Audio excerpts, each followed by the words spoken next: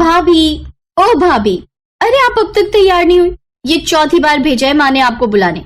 अगर अब की बार आपको लेकर नहीं गई तो आपका तो पता नहीं, मेरी जरूर पिटाई हो जाएगी। बस ये ब्लशर और लिपस्टिक लगा लूं, बस 2 मिनट फिर चलते हैं। ये कहकर घर की नई नवेली बहू मानसी वापस से अपना मेकअप करने लगी। उसकी ननद सोमी उसके पास आकर खड़ी हो गई और फिर, अरे बाप रे भाभी, आपकी पलकें तो झड़ गई। नहीं सोमी, ये नकली पलके हैं। ये देखो, इस लैश ग्लू से इन्हें आंखों पर लगाते हैं। कमाल है ये तो। और ये क्या है भाभी? ये ब्लशर और ये हाइलाइटर है, और ये है आई शेडोज की पैलेट। और एक चीज दिखाऊं, ये देखो, ये मेरा लिपस्टिक का कलेक्शन। अरे वाह भाभी, आपके पास तो मेकअप का कितना सारा सामान है। मेरे पास तो बस एक गुलाबी लिपस्टिक है जो मेरे बहुत जिद करने पर माँ ने दिलवाई थी, वो भी 1 साल पहले। अरे पर ऐसा क्यों? तुम्हारी उम्र में तो लड़कियां कितना मेकअप करती हैं। हाँ, लेकिन माँ को मेकअप बिल्कुल भी पसंद नहीं, न खुद करती हैं और न मुझे करने देती हैं। ओहो, चलो कोई बात नहीं। अब से मेकअप के लिए तुम्हें जो कुछ भी चाहिए हो तुम मुझसे ले लेना। अब उससे अच्छा ये नहीं होगा कि आप ही मेरा मेकअप कर दिया करो, क्योंकि सच बताओ तो मुझे मेकअप करना नहीं आता। तो फिर चलो आओ यहाँ बैठो, मैं आज ही तुम्हारा मेकअप करती हूँ। और इसके बाद सोमी चहकते हुए कुर्सी पर बैठ गई और मानसी भी बड़े मन से उसका मेकअप करने लगी। लेकिन इस सब में ये दोनों भूल ही गई कि बाहर मानसी का इंतजार हो रहा था। जब काफी देर तक सोमी मानसी को लेकर बाहर नहीं आई तो सोमी की माँ कल्याणी खुद मानसी के कमरे में आई और वहां का नजारा देखकर उनका पारा 7वें आसमान पर चढ़ गया। सोमी, तुझे किसने भेजा था यहाँ ये लीपापोती करवाने के लिए? अब माँ वो मैं वो बस अब थोड़ा सा, मतलब बस ऐसे। माँ जी, आप सोमी पर नाराज मत होइए, इसे मैंने ही रोक लिया था। शायद आपने इसे ध्यान से नहीं देखा। देखिए ना, सिर्फ हल्के से मेकअप में कितनी सुंदर लग रही है। सुंदर? 1 नंबर की भूतनी लग रही है, बिल्कुल तेरी तरह। ए सोमी, जा सबसे पहले मुंह धो कर आ और फिर सबका चाय नाश्ता दे। अपनी माँ की फटकार सुनकर सोमी सहम गई और चुपचाप मुंह धोने के लिए चली गई। उसके वहां से जाते ही कल्याणी ने मानसी से कहा, खबरदार जो आइंदा कभी मेरी बेटी को अपने जैसा बनाने की कोशिश की तो। क्यों माँ जी, मेरे जैसा बनने में क्या बुराई है? कोई एक बुराई हो तो बताऊं भी। घर के सारे काम छोड़कर ये लाली लिपस्टिक लगाने में लगी रहेगी, तब तो बस गई इसकी गृहस्थी। तुम्हारा क्या है, बड़े बाप की बेटी हो तो जितना चाहे खर्च करती होगी अपने इन लाल पीले नीले डिब्बों पर। लेकिन हमारे घर की लड़कियों को हमने हमेशा से यही सिखाया है कि जितनी चादर हो उतने ही पांव पसारने चाहिए। लेकिन माँ जी, बस, मुझे तुमसे बहस करने का कोई शौक नहीं है। बाहर मोहल्ले की औरतें घंटे भर से इंतजार कर रही हैं। अगर फुर्सत मिल जाए तो दिखा आना उन्हें भी अपना ये रंग बिरंगा मुंह, वरना तो कुछ देर में वो वापस चली ही जाएंगी। ये कहकर कल्याणी वहां से चली गई और उसके पीछे पीछे मानसी भी घूंघट डालकर बाहर आ गई। कल्याणी के 2 बच्चे थे, बड़ा बेटा विनेश और छोटी बेटी सोमी। विनेश और मानसी एक ही कॉलेज में पढ़ते थे और वहीं पहले दोस्ती, फिर प्यार और फिर शादी का फैसला दोनों ने एक साथ किया। कल्याणी हमेशा से इस रिश्ते के खिलाफ थी, क्योंकि उसे लगता था कि अमीर घर की लड़की उसकी छोटी सी गृहस्थी को संभाल नहीं पाएगी और ना ही विनेश उसके नखरे उठा पाएगा। दूसरी तरफ मानसी की सोच इससे बहुत अलग थी। मानसी, मैंने तुमसे पहले कहा था कि माँ के साथ तुम एडजस्ट नहीं कर पाओगी। हर बात पर ताने मारने की आदत है उनकी। देखा नहीं सोमी बेचारी को कैसे डरा धमका कर रखती है। मेरी मानो तो हम अभी से ही। नहीं विनेश, हम माँ जी और सोमी को छोड़कर कहीं नहीं जाएंगे। तुम खुद ही सोचो, हमारे अलावा उनका है ही कौन? बस यही सोचकर मैं भी चुप रह जाता हूँ। तुम्हें पता है मानसी, माँ हमेशा से ऐसी नहीं थी। जब बाबूजी जिंदा थे तो उन्हें भी सजने सवरने का बहुत शौक था, लेकिन बाबूजी के जाने के बाद रंगों से एक अजीब सी चिढ़ हो गई उन्हें। शायद कम उम्र में विधवा हो जाने का जो दुख मेरी माँ ने झेला है, उसी वजह से वो आज ऐसी हो गई हैं। कोई बात नहीं विनेश, मैं समझती हूँ और मेरा यकीन करो, मुझे माँ जी की किसी भी बात का बुरा नहीं लगा। बस अब मुझे उस दिन का इंतजार है जब मैं उनका दिल जीतकर उनके चेहरे पर मुस्कुराहट ला सकूंगी।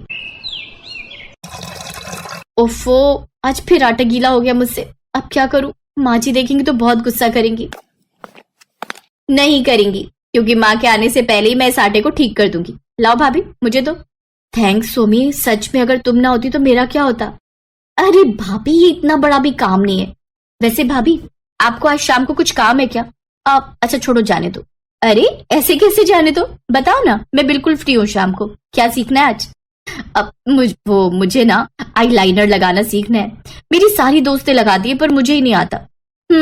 सिखा तो मैं दूंगी, लेकिन तुम्हें उसकी हर रोज प्रैक्टिस करनी होगी, तभी हाथ सेट होगा। अच्छा, तो फिर जाने दो। आज तो माँ कीर्तनों में गई है तो लगा सकती थी, पर रोज कैसे लगाऊंगी? तुम खुद को नहीं लगा सकती पर मुझे तो लगा सकती हो।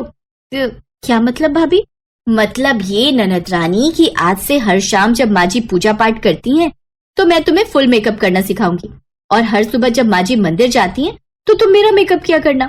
इससे तुम्हारी प्रैक्टिस भी हो जाएगी और माँ जी को पता भी नहीं चलेगा। मानसी की बात सुनकर सोमी बहुत खुश हो गई। और फिर कुछ दिनों के बाद, अरे बिमला, तूने मेरी सोमी को देखा क्या कहीं? हाँ देखा ना, तेरी बेटी को भी और तेरी बहू को भी। वो नुक्कड़ पे जो ब्यूटी पार्लर है उसी तरफ जाते देखा था दोनों को। अब बुरा मत मानना कल्याणी, दुनिया भर की बहुएं अपने ससुराल के रंग में रंग जाती हैं, लेकिन तेरे यहाँ तो उल्टी गंगा बह रही है। जैसी भाभी थी अब ननद भी वैसी बनती जा रही है। कल्याणी के लिए अब एक एक पल भारी हो रहा था। वो आज सोमी और मानसी दोनों पर बरसने वाली थी। और फिर उन दोनों के घर आते ही, आ गई महारानी। सोमी, आज तो तू नहीं बचेगी, लेकिन उससे पहले जरा मैं इसके दिमाग ठिकाने लगा दूं। क्यों री, तुझे कहा था ना मैंने कि मेरी बेटी से दूर रह, लेकिन तू नहीं मानी। बता बता क्यों लेकर गई थी इसे ब्यूटी पार्लर? हैं, अपने जैसा बनाना चाहती है इसे भी। माँ चुप हो जाओ, तुम्हें कुछ नहीं पता। चुप हो जा सोमी, वरना तेरी टांगे तोड़ दूंगी। तेरी हिम्मत कैसे हुई मुझसे पूछे बिना इसके साथ जाने की? क्योंकि उसका जाना जरूरी था माँ, और ये दोनों ब्यूटी पार्लर नहीं बल्कि मेरे साथ सोमी के एडमिशन के लिए गई थी। एडमिशन? सोमी का? कहाँ? और मुझे इस बारे में कुछ क्यों नहीं बताया? क्योंकि अगर तुम्हें बता देते तो तुम सोमी को कभी जान ही नहीं देती। माँ, मैंने और मानसी ने सोमी को एक अच्छे इंस्टीट्यूट से ब्यूटिशियन का कोर्स करवाने का फैसला किया है। नहीं, कोई जरूरत नहीं फालतू पैसे बर्बाद करने की। और ये सब करके क्या करेगी सोमी? तेरी बीवी के जैसी बनेगी। नहीं माँ जी, सोमी मेरे जैसी नहीं बल्कि मुझसे कहीं बेहतर बन सकती है। ये देखिए, शहर में पिछले महीने जो मेकअप कंपटीशन हुआ था उसमें सोमी फर्स्ट आई है। बड़े बड़े मेकअप आर्टिस्ट को पीछे छोड़ दिया इसने, वो भी तब जबकि इसके पास कोई प्रोफेशनल डिग्री नहीं है। और तभी उसके हाथों को थामते हुए सोमी ने कहा, माँ, मैंने ये सब आपसे छुप कर किया, उसके लिए मुझे माफ कर दो। लेकिन सच तो यह है माँ कि मैं भाभी जैसी कभी बन ही नहीं सकती, क्योंकि वो लाखों में एक है। वो मेरी भाभी भी है, दोस्त भी है, और शायद वैसी माँ भी जिसकी मुझे हमेशा से जरूरत थी। सोमी के शब्दों ने इस बार कल्याणी के दिल को झकझोर दिया और उसे अब अपनी गलती का एहसास था। उसने सोमी के सिर पर प्यार से हाथ फेरा और फिर आंखों में शर्मिंदगी लेकर मानसी की तरफ हाथ जोड़ लिए, क्योंकि वो समझ गई थी कि उसके घर के लिए मानसी से अच्छी बहू और कोई हो ही नहीं सकती थी।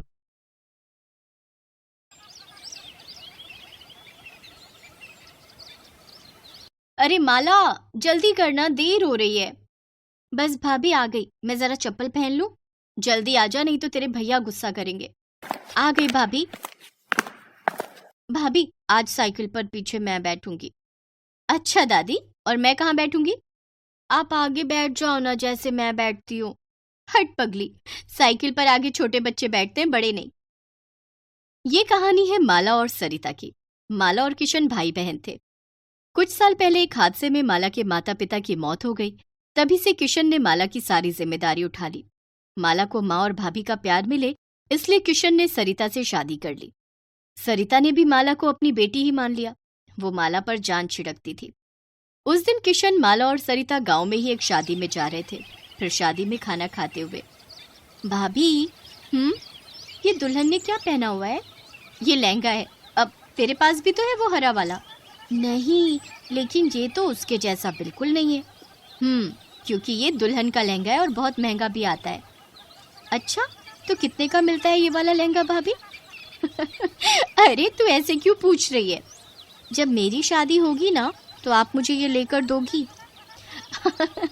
हाँ हाँ, क्यों नहीं दूंगी। मेरी लाडो दुल्हन बनकर कितनी सुंदर लगेगी। कितनी अच्छी हो भाभी आप। रुको, इसी बात पर मैं आपके लिए एक और रसगुल्ला लेकर आती हूँ।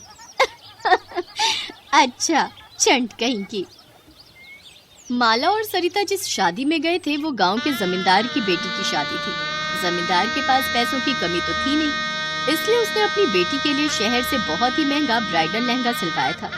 पर यह बात छोटी माला को कहाँ समझ आती, लेकिन सरिता के दिमाग में ये बात घर कर गई थी। घर लौटते हुए साइकिल के आगे बैठी माला अपने भैया के साथ ढेर सारी बातें करती रही और साइकिल पर पीछे बैठी सरिता बस यही हिसाब लगा रही थी कि उसे हर महीने कितने पैसे जोड़ने होंगे ताकि माला की शादी तक वो उसके लिए एक अच्छा लहंगा खरीद सके। वक्त गुजरता गया और फिर एक दिन, डॉक्टर साहब वो ठीक तो है ना? इन्हें सांप ने काटा है, जहर काफी फैल गया है। हमें इन्हें बचाने के लिए शहर से कुछ इंजेक्शंस मंगाने पड़ेंगे। आप एक काम करिए, 15,000 रुपए जितना जल्दी हो सके काउंटर पर जमा करा दीजिए। किशन जब खेतों में काम कर रहा था तभी उसे एक जहरीले सांप ने काट लिया था। उसके साथ ही उसे अस्पताल तो ले आए, लेकिन डॉक्टर ने ऐसी बात कह दी थी जिसके बाद सरिता सोच में पड़ गई। सरिता के पास पैसे थे मगर वो उसने माला के लहंगे के लिए बचा कर रखे थे, लेकिन इस वक्त किशन का इलाज ज्यादा जरूरी था। सरिता ने सारे पैसे अस्पताल में जमा कर दिए।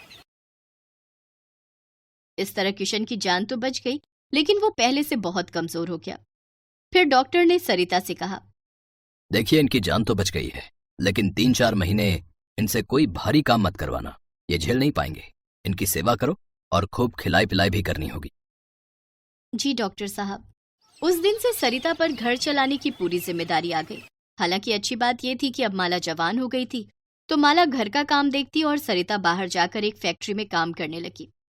तभी एक दिन फैक्ट्री से लौटते हुए माला को रास्ते में एक बहुत बड़ी दर्जी की दुकान दिखी, जिसके बाहर बड़े सुंदर लहंगे टंगे हुए थे। सरिता जानती थी कि वो लहंगे बहुत महंगे होंगे और वो उसे खरीद नहीं पाएगी, लेकिन तभी उसे कुछ सूझा। नमस्ते सेठ जी। नमस्ते नमस्ते, बताओ क्या चाहिए? नहीं सेठ जी, मैं कुछ खरीदने नहीं आई हूँ, मैं तो काम मांगने आई हूँ। अच्छा, वैसे मेरे यहाँ एक मशीन खाली तो है।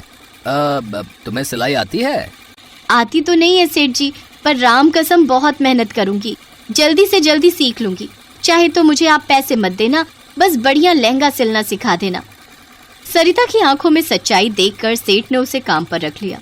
अगले ही दिन से सरिता उस दुकान के काबिल दर्जियों से सिलाई सीखने लगी। वो सिलाई के काम के साथ साथ दुकान की साफ सफाई भी करती। उसकी मेहनत से सेठ बहुत खुश था। फिर ठीक 1 महीने बाद, हाँ भाई सरिता, कुछ सीखा तुमने? आज 1 महीना हो गया तुम्हें? जी सेठ जी, देखिए ये मैंने सिला है। सरिता के हाथों में एक बहुत ही प्यारा लहंगा था। उस लहंगे को देखकर सेठ बहुत खुश हुआ और फिर कुछ सोचकर बोला, सरिता ये तो बहुत बढ़िया है, मगर इसमें कढ़ाई का काम थोड़ा कम होना चाहिए था। उससे क्या होता है कि एक तो तुम्हारी मेहनत भी कम लगती और हम इसे थोड़ा सस्ता भी बेच सकते थे, और दूसरी बात की डिजाइन भी खिल कर आता। जी मैं आगे से ध्यान रखूंगी। ऐसे ही मेहनत करती रहो और ये लो तुम्हारी पहली पगार। इतना कहकर सेठ ने सरिता के हाथों में 10,000 रुपए रख दिए। सरिता को इसकी उम्मीद नहीं थी। उसने फौरन घर के लिए ढेर सारा राशन खरीद लिया। इधर किशन भी अब ठीक हो चुका था और अपने काम पर भी जाने लगा। इस बीच माला की शादी तय हो गई, लेकिन माला जानती थी कि उसके भाई भाभी कितनी मुश्किलों से घर का खर्च चला रहे थे। उसकी बचपन से बस एक ही ख्वाहिश थी कि वो अपनी शादी में बढ़िया लहंगा पहने, लेकिन बचपन की जिद को जवानी की समझदारी ने दबा दिया। उसने अपना मन मार लिया और किसी से कुछ नहीं कहा। ऐसे ही कुछ और वक्त बीता और फिर माला की शादी का दिन भी आ गया। माला, माला, दरवाजा खोल जल्दी। जी भाभी। देखो भाभी, ये साड़ी मुझ पर जच रही है ना? सुंदर लग रही हूँ ना? अरे पगली, इतनी बड़ी भी नहीं हुई कि अपनी भाभी से कुछ छुपा पाए। सेठ जी अंदर आ जाइए, ये है मेरी गुड़िया। शादी बहुत बहुत मुबारक हो बेटी। शुक्रिया सेठ जी। खुश रहो, और ये लो, ये तुम्हारी भाभी की तरफ से तुम्हारे लिए तोहफा। माला ने फौरन उस थैले को खोला तो उसमें बहुत ही खूबसूरत लहंगा था।